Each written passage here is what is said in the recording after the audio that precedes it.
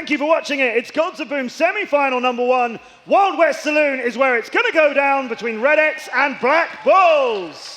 Hi guys, Stan is here and here with me, Falcone, and we're starting right now. Excellency already on the point, fighting it out with Gentrix. Excellency is going to take him down, but Venom is going to take down Excellency. Point A is going to RedX. Right now, Lord Mano is going to try and get Corrupt, and he does. It seems like Black Bulls control the points right now. Maybe they will be able to hold it, but we don't know. RedX is going to launch their counterattack any second now. Black Bulls have got a grip on it at the moment, but Gentrix has a thing or two to say about that, along with Corrupt. Corrupt fights Lord Mano, but does get taken out as Lord Mano, low health, he gets eliminated as well. Venom on the point against several players with the G launcher. Triple elimination streak, getting some real points in there, Stannis. 250 to 150 right now. RedX are quiet behind. Black Bulls are still holding the point. Lord Mano is going 1 against 2. He's going to take down Gentrix. He's going to go down to Ariel, but they are losing the point as Venom is on it. He's going to capture it. They are holding it. Unfortunately, the whole team of Black Bulls are trying to push it, but RedX will not let them pass. Venom with a double elimination right here is going to hold the point, and he's going. Whoa! I think Gentrix took Lord Mano down. Didn't get the triple elimination for Venom there, but RedX have the point. They have the score, and they are leading. They have the score, but only 50, 60 points in it. Their lead is getting stronger and stronger as Black Bulls just get mowed down. Lord Mano eliminated by the double from Ariel as RedX finally have a good grip on the point. Can Black Bulls do something about this? Let's find out. Jiren there with the sniper coming in. Doesn't find any targets just yet. Gentrix with the grenade does get a lot of damage to Blaze, but Blaze turns around with a shotgun with Lord Mano, with Jiren. Yes, Black Bulls are making a comeback here. This is very close to a turnaround. Only 30 points separating them from RedX, and now they are going to take that down. Gentrix is going to take down Jiren. They will try to get the point. This is a duel between Lord Mano and Gentrix. Ariel with the double elimination, the Blade Master and the Avalanche. Corrupt is going to go for a sniper here. RedX are still holding the point. Black Bulls had it for a little bit, but unfortunately RedX pushed them out completely. Here we see Excellency is going to go for a double elimination. Blaze taking down Venom, but still they cannot hold the point right now. Corrupt will try and get them, but Lord Mano is not going to let him do that. Ariel rushes in, tries to protect that point, but it looks like Black Bulls are taking it back. Gentrix gets some real damage there on Jiren. Does get eliminated though, and RedX still have control of it. Venom backed up by Ariel, backed up by Corrupt with the perfect aim elimination there. They are keeping hold of this point. 200-point lead now, Stannis. It's getting bigger and bigger. RedX are in such a great spot. The battles are happening right one after another. 200 points behind. Black Bulls need to think of something. Yes, they are taking back the point, but can they hold it? Ariel with a nice G-launcher against Jiren. Gentrix taking down Excellency. They only need 130 points to win this. RedX are clearly going for the win here unless Black Bulls can manage to take the points and clean up the team. They have no chance here. Gentrix is going to take down Lord Mano. Corrupt taking down Jiren. Only 20 points until victory, and RedX is taking the first map. What an incredible first game from RedX. It seems so similar to what we saw yesterday in that Black Bulls really struggled at the start of the series. Eventually, Black Bulls were able to make a comeback. But it's not a best out of 5 today, Stannis. It's only a best out of 3, so I don't know if they're going to have time to do that today. It has been incredible, very, very aggressive right from the start. We want to see, what do you think about that, Matt? Stannis Falcone, thank you very much. That's a good way to get things started. RedX will be very pleased with that. Very impressive stuff. Even from Black Bulls right at the beginning, had that 200-point lead during the G-launcher, getting a nice triple to kind of start things off. But there was just no way of stopping RedX. They were constantly sending 3 bottom mid, Corrupt sniping, and he was staying alive on so many occasions and being a great distraction for Black Bulls. He hit those crucial defensive shots right there in the middle. Basically, they kept their distance in a safe manner. Still able to manage the map flow, basically being able to cover the choke points in a sense where you actually knew where the players were going to be coming from.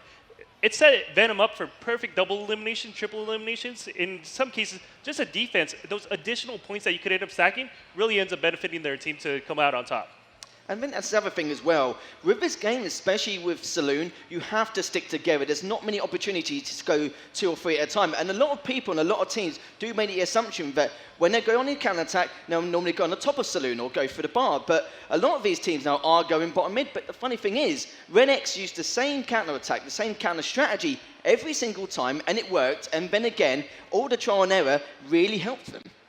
Good work from both teams. They're obviously coming at this out of the blocks. Here's the scores from the round. As you can see, everybody on RedX with a positive ED, except for Corrupt one behind there, but we can let him off that. Excellency. Bit of a good performance, but not the amazing dominant performances we saw from him yesterday. Yeah, Venom being the showman that he is, he did an incredible job doing everything he could.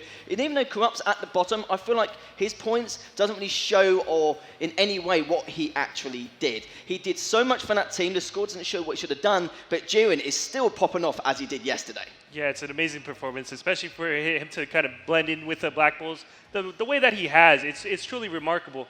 I mean, again, I'm just worried that these guys left everything that they had yesterday back on that table and not bringing it in today.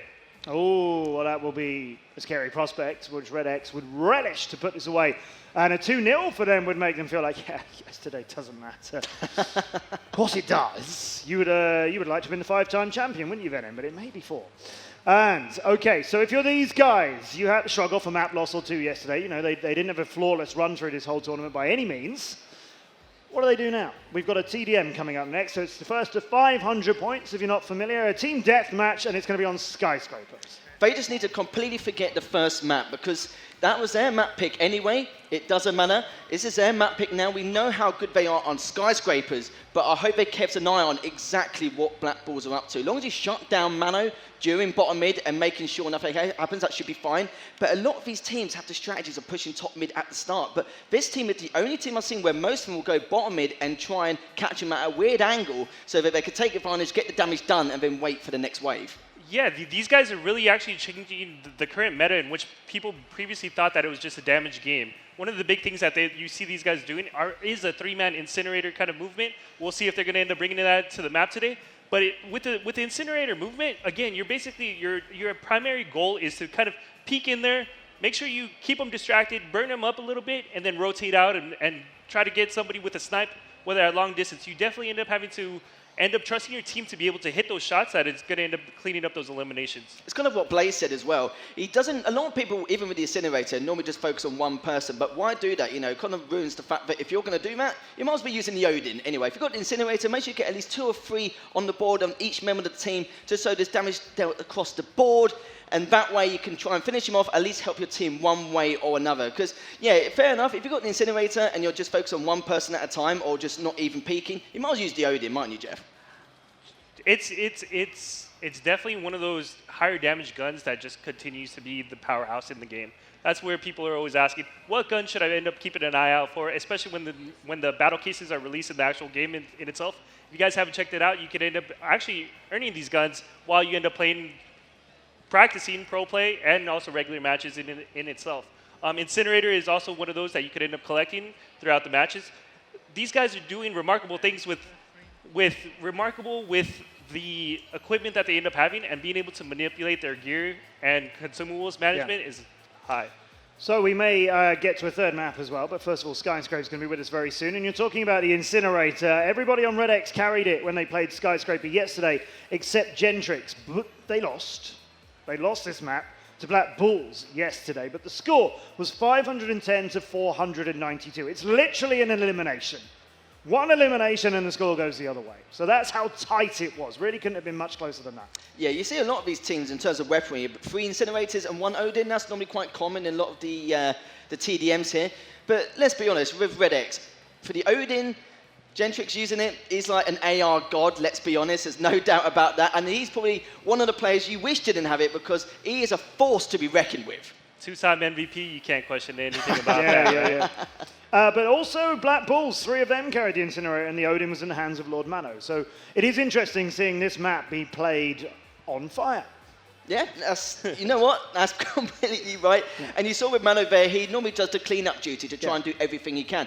He's at an obscure angle, normally plays quite unorthodox. You don't really expect him to be bottom mid, but somehow, some way, he gets away with it on numerous occasions, and I don't understand why. But the main thing is for both of these teams, and what I love about Black Bulls, as soon as they get that top mid control, they plan for the ambushes right away because they know how aggressive RedX are. But let's be honest, this season, especially yesterday and today, every one of these teams are a lot more aggressive compared to what we've seen before. Yes. Yeah, that is interesting, isn't it? Is that a meta thing? Is that just this tournament thing? Is it we're getting to the end of the season and everybody wants to make it count and leave for our little break until season 3 as, you know, champions for a long time? I really actually think that what it is that people have studied all the previous tapes for so long that they know that they need to change something up. If you understand what somebody has done in the previous Gods of Boo series or the Pro series just that we've experienced, truly is, it's just remarkable in the sense that, like, hey, let's go ahead and change what we normally do and are able to actually update the game to their best potential. And that's the thing, it's meta changes, but it's not with the weaponry or the tactics, it's just people's playing styles. In any FPS, you've got to be as aggressive as possible, as quick as possible. And for what we've seen, it's just the game in itself as an esport is developing more as time goes on with anything else. And I wouldn't even say meta-wise, it is at its peak. We've still got plenty of way to go. Oh yeah, definitely. But the aggression has been shown by these teams, and not just the Brazilians, who, you know, a team like Brazucas, the clue's in the name, they're going to come at you and drop you. And yet on Skyscrapers yesterday during the Pro Series Europe, it did feel like we had a few moments, and I think these teams were responsible for one of them, where we had a little bit of a standoff, where it's like, oh, this is quite even here. I think we were both on sort of 460 or so. First to 500, remember, in a TDM. So there was a definite moment where it was like, oh, no one wants to make a mistake now. And that's really thrilling to see in a game like Gods of Boom. When you've got that much respect for your opponents, you realize, oh, okay, even a team like RedX, full of confidence, it's not a case of, yeah, we can go and get them. It's like, we can't screw this up, or they will drop it and we will win it. They will win it. Yeah, the stalemates are very common, especially on the Skyscrapers. You will see a lot of standoffs, but normally the standoffs happen quite early in the game as soon as they get the first picks. But it's changed now. It's actually more towards the end of the game, so it shows the aggression there. But it's more the fact that with these setups, these passive angles, as well as planning the ambushes, they're making sure they get the first shot, which is what you need to do every single time before they clear the next wave. And it's very important. Skyscrapers has really developed over the last couple of years. Yeah, I think one of the things that we also end up having to consider is just you as an individual have to also end up tracking what your opponent is doing overall. One of the things I keep circling back on is just the consumable usage. Are you able to remember enough that, hey, they ended up using a G launcher right here? Do they have an extra repair kit that's just actually going to make the game actually different? Last night we ended up seeing Excellency face a 2v1, have a repair kit, and walk away with that still living for his team to actually be able to pick that up. Has there been a change, do you think, in the use of consumables for healing purposes and repair purposes? We talked a little bit yesterday about G launchers and so on, but if you're not so familiar with the game, you can have a repair kit, you can have a stim, those kind of things. I haven't seen a lot of use of them. Am I missing opportunities when they should be? I think what you'll see a lot of the times is that the stims are being used at the beginning of the matchups. It's usually after the first elimination takes place, you'll end up seeing the stims actually come through to kind of reduce that whole damage to the intake. From there, they typically most players end up going into the health pills. Super common. You end up having so many of those. The game changers are really the repair kits. That gives you your shield back. Essentially, once you start taking a damage into it, that repair kit is going to be the most crucial thing that's actually going to be the game changer. So. And you'll especially see it in the hill game types as well, because whoever normally gets it first, 6 or 7 times out of 10, they end up winning because it's so important to get that first one so you can bait them straight off the bat. So I should know you'd be using those kind of bits and pieces as soon as possible, like right at the start of the game, I feel. Yeah. Again, G launchers are the most crucial things on the offensive side, and these guys in Black Bulls, they continue to prove us that anything is possible. Whether it's just one play that you need, it's that one lucky play, or if it is strategic, you got to be able to continue to actually end up using it to its maximum potential. There's Ariel on stage. We're getting a phone switched out, I think, for Ariel. That's what the delay is here.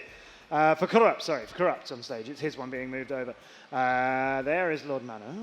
They look so now, this is interesting. So yesterday, he was doing something I mentioned I hadn't seen him do before. He was covering up his comms because, of course, you had the team opposite. They were head-to-head. Here, they haven't got an opponent looking at you right in your eyes. So it's a little bit of a different environment. When we did the big stage at ESL 1 Cologne back in July, of course, it was like this with 2 teams facing an audience. But the group stage was a brilliant bit again, like literally eyeball to eyeball across the desk. I love that. I'm not going to lie, Matt. I am a guy who loves to be directly in front of him because when you shout, get loud, get the mentality going, the morale, the momentum, that's everything you need to throw your opposition off guard in any way. You can be strategical in that sense in terms of in-game, but outside the game, get inside their mindset, it's just a completely another story. But they can't do that now. Maybe they can get off their seats and try and shout at them, but they're not going to hear it. They're on the other side of the room this time, so they can't rely on the outer game mentality here to try and throw him off guard, because we've seen them yesterday. They were going absolutely bonkers with everything they were saying to him and trying to get off their seats and just throw him off in any way, left, right, and centre. I think that was. I think Lord Mano was getting friend requests from Ariel on the other team right there. I think they're trying to make friends. Go, hey, why don't we all lay all the guns down? Why don't we just all come and sit together and talk about it a bit? But I'm still a little bit worried about this game number 2, because even though this is Black Bulls' map pick, it hasn't always gone their way. And when it has done, it's been scraping it from the bottom of the barrel. It's been so close. Always been 1 or 2 eliminations, like you mentioned earlier, Matt. And even if they win this, they've got the bad side of Paradise Island here. And even then I say that, look at them yesterday in a Game 7 where literally they could have, anything that happened which went wrong for them, and they still managed to win this. RedX need to shut them down now or not. It could be reverse sweep for Black Bulls. Absolutely, and that's one of the things that we continue to talk about. You have to love this game because it comes down to those single eliminations that are just the game changers. It's truly remarkable in the sense that it makes it that much more exciting, makes it that much more boom. Is that what it is? Yeah. It's a bit more boom. Yeah, there's going to be a lot of boom coming. There is Excellency closest to camera on stage. He's looking his usual sort of focused self. It's interesting how they split it up between them, between Lord Mano kind of yelling everything and during a game, and then before a game you saw him there. Yesterday he was more like this, and today he's happy for telling everyone what he's going to do. I mean, if you can lip read Lord Mano, please let us know in the chat. But then you've got Excellency in-game, haven't you? Lord Mano seems to be the one before games, and then Excellency is calling the shots during the game. Skyscrapers is coming. Here we go then. Technical stuff on stage is all good. Thank you for your patience, everyone. Let's see if Black Bulls can equalize the series or whether RedX will be in the grand final.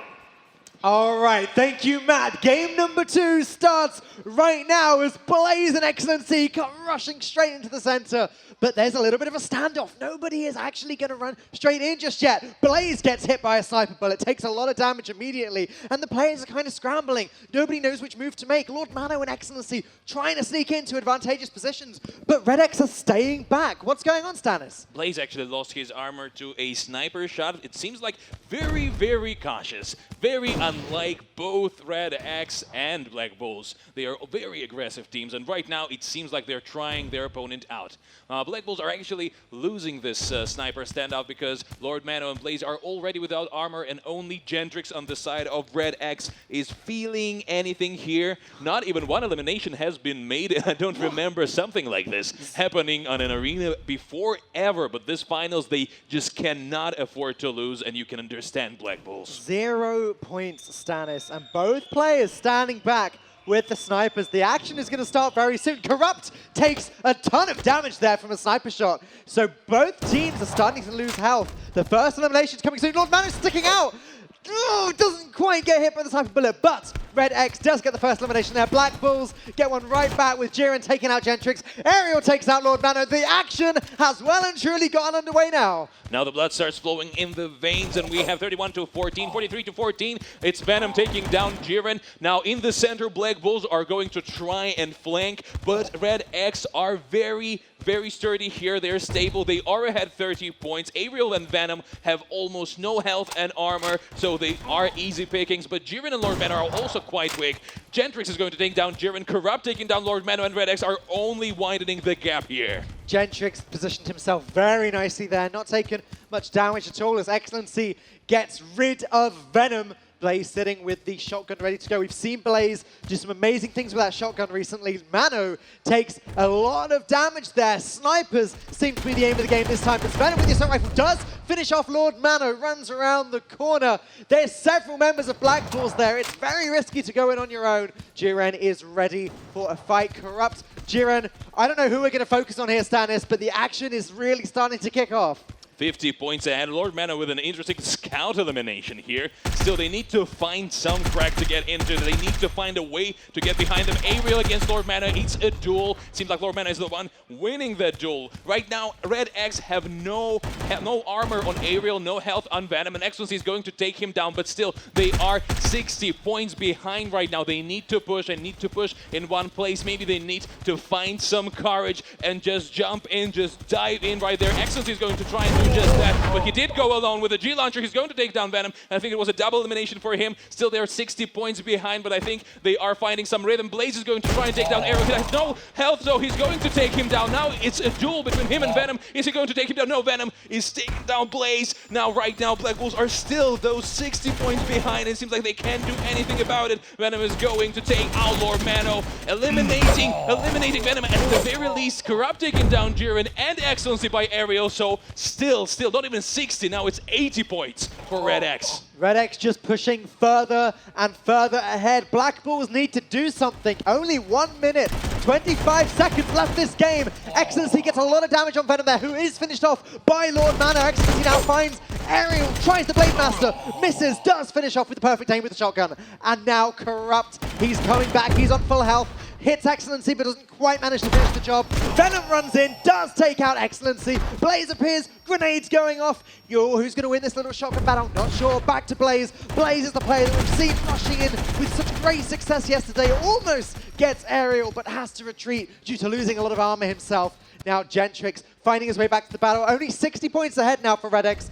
Black Bulls trying to catch up. 46 seconds left, Stannis. Okay, those 60 points remain. Only 40 seconds. Right now, Black Bulls need to win 2 consecutive waves. They cannot stay there, but Gentrix with a double elimination. Whoa! Why do you think they got triple elimination? This is horrible. This is a team wipe for RedX. This is horrible for Black Bulls. They are 110 points behind. Only 26 seconds to go. They need to rush in. They need to run, and they are taking 2 guys down. They're taking Aerial and Venom, but an elimination streak for Gentrix is going to bring them even more points. Excellency is trying to take, he's taking down Gentrix. He's trying to do something, but Corrupt takes him down, not letting him get any multi-eliminations going. They need an elimination streak right here. They need double eliminations, triple eliminations, because they're 70, 80 points behind, but it seems like RedX are not going to let them do that. 2 seconds on the clock. Impossible for them to win, and RedX are going to win the first semifinals. RedX have eliminated yesterday's winners, Black Bulls, who are going to go home empty-handed. But wow, huge congratulations